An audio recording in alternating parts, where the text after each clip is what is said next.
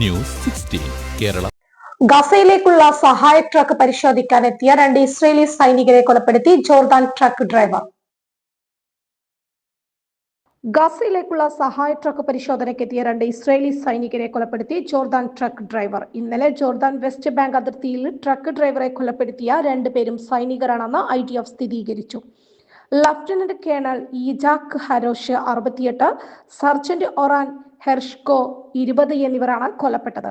West ബാങ്കിനും ജോർദാനും ഇടയിലുള്ള Allenby ക്രോസിംഗിലാണ് സംഭവം. Truck പരിശോധനക്കായി എത്തിയ സൈനികർക്ക് നേരെ ജോർദാൻ പൗരനായ truck driver Abdul Muttalib al Qaisi 57 വെടിയുതിർക്കുകയായിരുന്നു.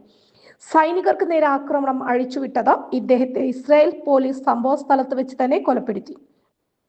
പ്രാദേശിക സമയം ഇന്നലെ വൈകിട്ട് 3 മണിയോടെയായിരുന്നു സംഭവം. ട്രക്ക് പരിശോധനയ്ക്കായി ഇസ്രായേൽ ഉദ്യോഗസ്ഥർ എത്തിയ സമയത്ത് ഇവർക്ക് നേരെ അബ്ദുൽ മുത്തലിബ് അൽ ഖൈസി കൈത്തോക്ക് ഉപയോഗിച്ച് വെടിയുതിർക്കുകയായിരുന്നു.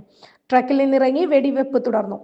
എന്നാൽ അതിനിടയിൽ തോക്ക് കേടായി. തുടർന്ന് കൈവശമുള്ള കത്തി ഉപയോഗിച്ച് സമീപത്തുണ്ടായിരുന്ന സൈനികരെ കുത്തി പരിക്കേൽപ്പിച്ചു.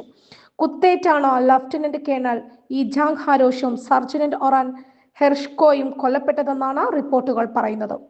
ആ നിമിഷം തന്നെ ഡ്രൈവറെ സൈനികർ വെടിവെച്ചു കൊന്നു. News 16 news desk. പക്ഷമില്ല, വിവേചനമില്ല. നേരിനൊപ്പം, നാടിനൊപ്പം, നാട്ടുകാർക്കൊപ്പം. News 16 Kerala channel.